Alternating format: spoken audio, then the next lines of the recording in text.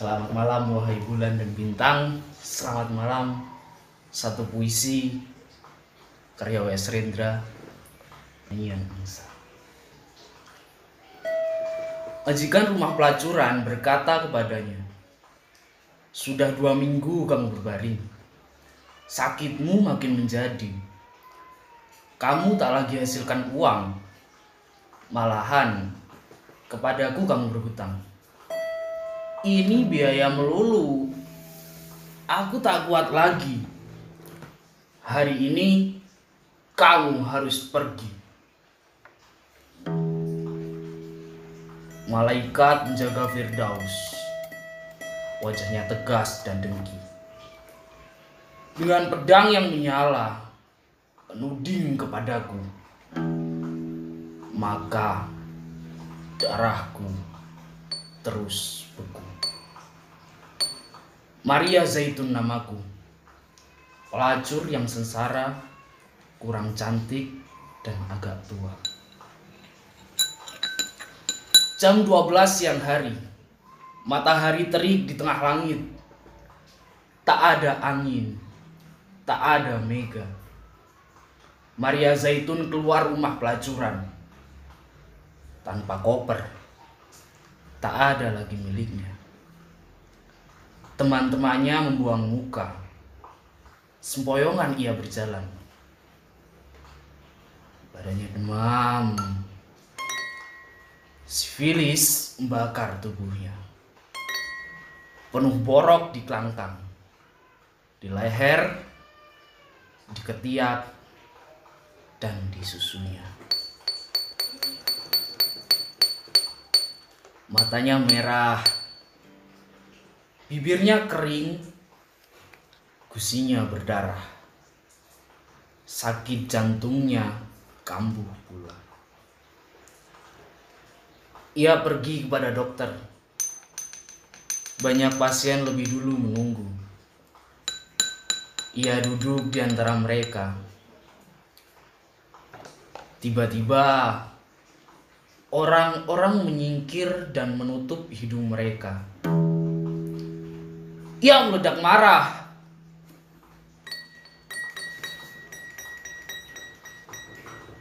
Tapi buru-buru juru rawat menariknya. Ia diberi giliran lebih dulu. Dan tak ada orang yang memprotesnya.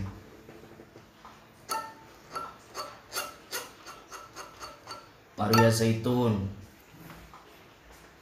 utangmu sudah banyak padaku, kata dokter. Ya, jawabnya. Sekarang uangmu berapa? Tak ada. Dokter geleng kepala dan menyuruhnya telanjang. Ia kesakitan waktu membuka baju. Sebab bajunya lekat di borok ketiaknya. Cukup, kata dokter. Dan ia tak jadi meriksa. Lalu ia berbisik kepada juru rawat. Kasih ia injeksi vitamin C. Dengan kaget, juru rawat berbisik kembali. Vitamin C? Dokter, paling tidak ia perlu Salvarzan. Untuk apa? Ia tak bisa bayar. Dan lagi, sudah jelas ia hampir mati. Kenapa mesti dikasih obat mahal yang diimpor dari luar negeri? Malaikat menjaga Firdaus. Wajahnya iri dan dengki. Dengan pedang yang menyala, menuding kepadaku.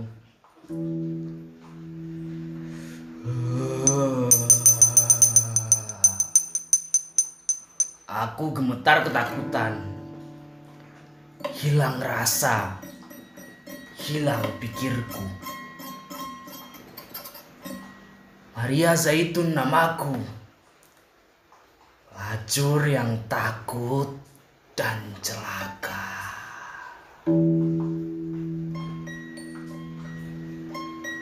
Jam 1 siang. Matahari masih di puncak. Maria Zaitun berjalan tanpa sepatu. Dan aspal jalan yang jelek mutunya lumer di bawah kakinya. Ia berjalan menuju gereja. Pintu gereja telah dikunci karena khawatir akan pencuri. Ia menuju pastoran dan menekan bel pintu. Koster keluar dan berkata, "Kamu mau apa?" Pastor sedang makan siang. Dan ini bukan jam bicara. Maaf, saya sakit. Ini perlu. Koster meneliti tubuhnya yang kotor dan berbau, lalu berkata, "Asal tinggal di luar, kamu boleh tunggu. Aku lihat apa pastor mau terima tamu." Lalu Koster pergi menutup pintu.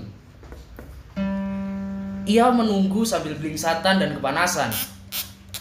Ada 1 jam baru pastor datang kepadanya.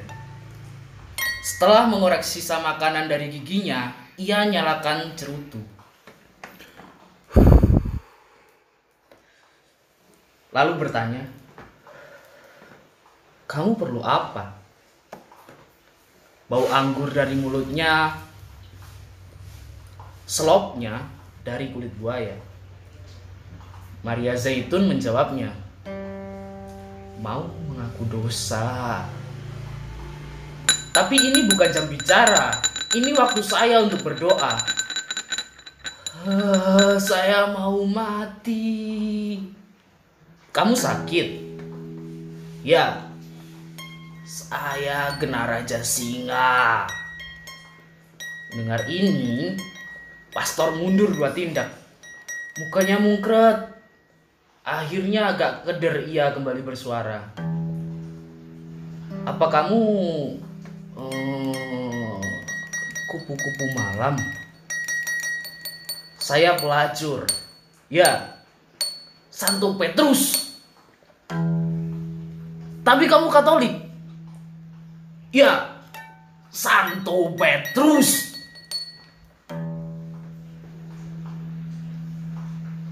Tiga detik tanpa suara, matahari terus menyala. Lalu pastor kembali bersuara, "Kamu telah tergoda dosa." "Tidak tergoda, tapi melulu berdosa." "Kamu telah terbujuk setan." "Tidak, saya terdesak kemiskinan dan gagal mencari kerja." Santo Petrus. Santo Petrus. "Pater, dengarkan saya. Saya tak butuh tahu asal-usul doa saya. Yang nyata, hidup saya sudah gagal. Jiwa saya kalut dan saya mau mati.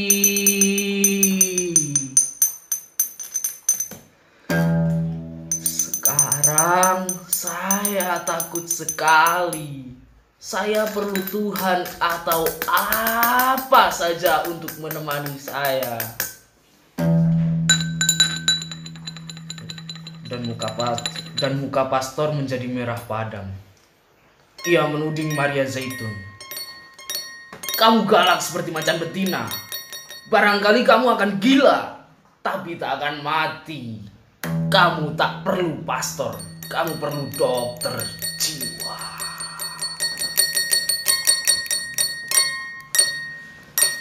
Malaikat penjaga Firdaus, wajahnya sombong dan dengki, dengan pedang yang menyala menuding kepadaku.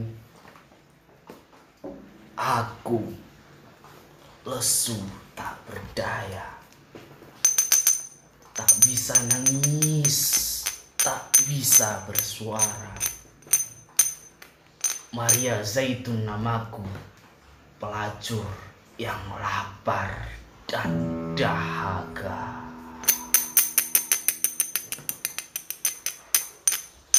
Jam 3 siang, matahari terus menyala dan angin tetap tak ada. Maria Zaitun bersijingkat di atas jalan yang terbakar.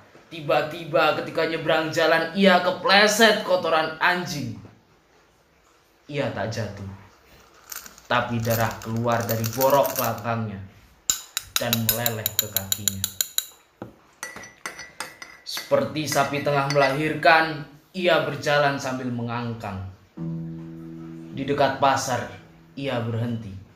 Pandangnya berkunang-kunang, napasnya pendek-pendek. Ia merasa lapar. Orang-orang pergi menghindar. Lalu ia berjalan ke belakang satu restoran. Dari tong sampah, ia kumpulkan sisa makanan.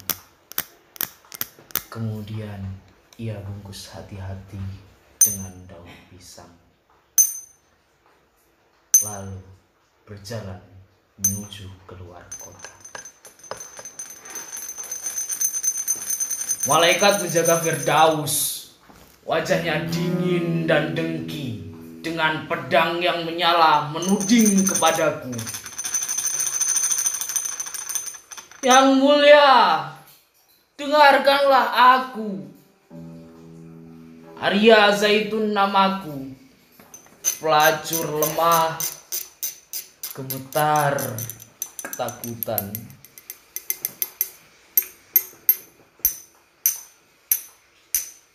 Jam 4 siang, seperti siput ia berjalan. Bungkusan sisa makan masih di tangan, belum lagi dimakan. Keringatnya bercucuran, rambutnya jadi tipis, mukanya kurus dan hijau seperti jeruk yang kering. Lalu jam 5 ia sampai di luar kota. Jalan tak lagi beraspal, tapi berdebu melulu. Ia memandang matahari dan pelan berkata, "Berdepah,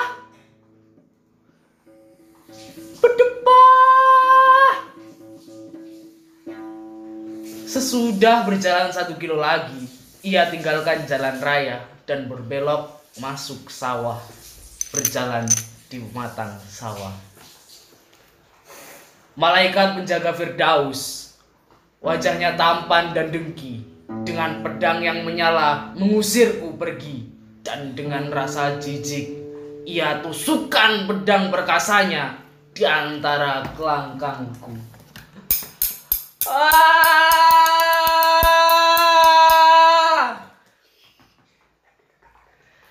Dengarkan, Yang mulia,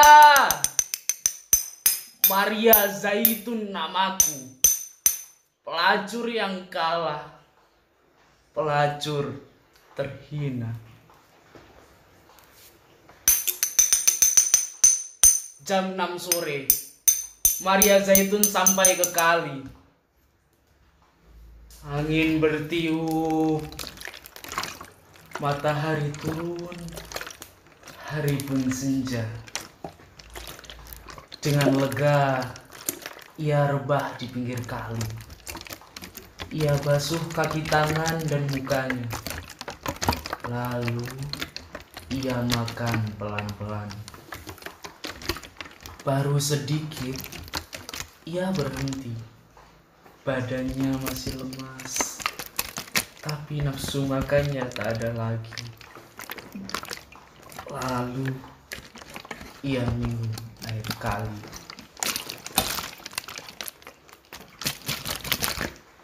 Malaikat penjaga Firdaus, tak kau rasakah bahwa senja telah tiba?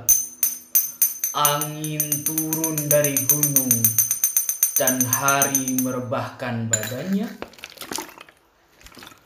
Malaikat penjaga Firdaus dengan tegas mengusirku. Bagai patung ia berdiri dan pedangnya menyala. Jam 7 dan malam tiba. Serangga bersiulan. Air kali terantuk batu-batu. Pohon-pohon dan semak-semak di dua tepi kali nampak tenang, mengkilat di bawah sinar bulan. Maria Zaitun tak takut lagi. Ia teringat masa kanak-kanak dan remajanya. Mandi di kali dengan ibunya, memanjat pohon, dan memancing ikan dengan pacarnya. Ia tak lagi merasa sepi dan takutnya pergi. Ia merasa bertemu sobat lama. Tapi lalu ia ingin lebih jauh cerita tentang hidupnya. Lantaran itu, ia sadar lagi kegagalan hidupnya.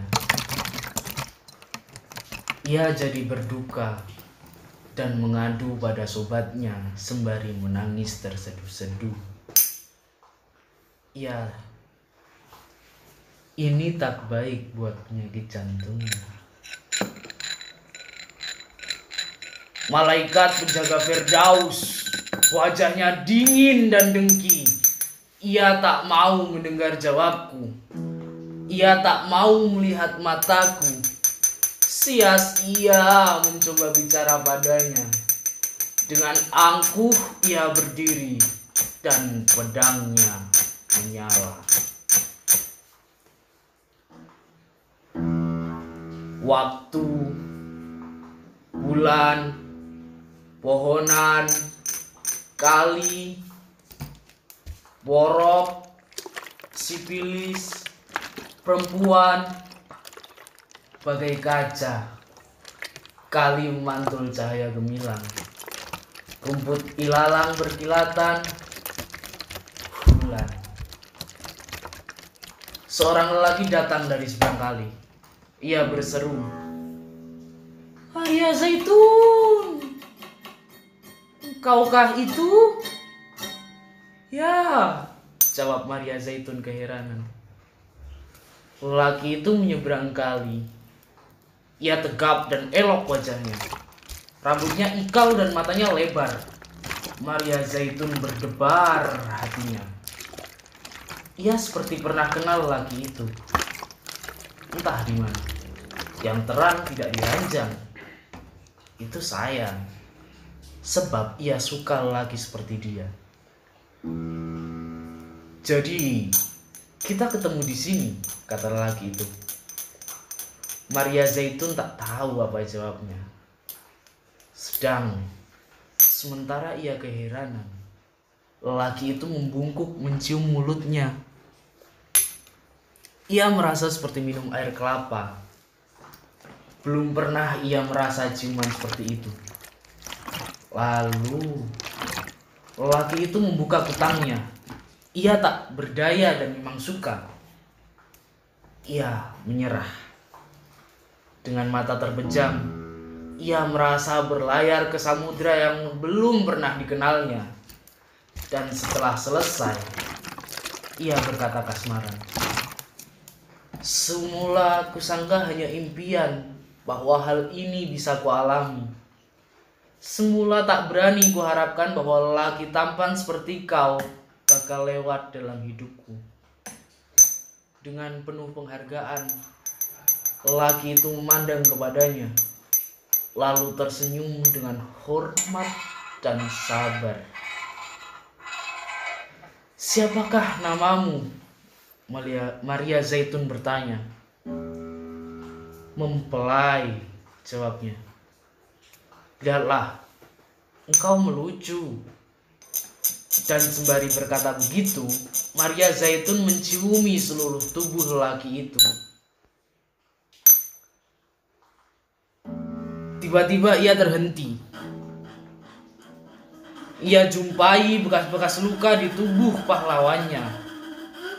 Di lambung kiri, di dua tapak tangannya, di dua tapak kaki. Maria Zaitun pelan berkata, "Aku tahu siapa kamu." Lalu menebak lelaki itu dengan pandang matanya. Lelaki itu menganggukkan kepala. "Betul. Ya." malaikat penjaga Firdaus. Wajahnya jahat dan dengki. Dengan pedang yang menyala, tak bisa apa-apa. Dengan kaku, ia beku. Tak berani lagi menuding padaku. Aku tak takut lagi. Sepi dan duka telah sirna. Sambil menari kumasuki taman Firdaus dan kumakan apel sepuasku. Maria Zaitun namaku, pelacur dan pengantin adalah saya.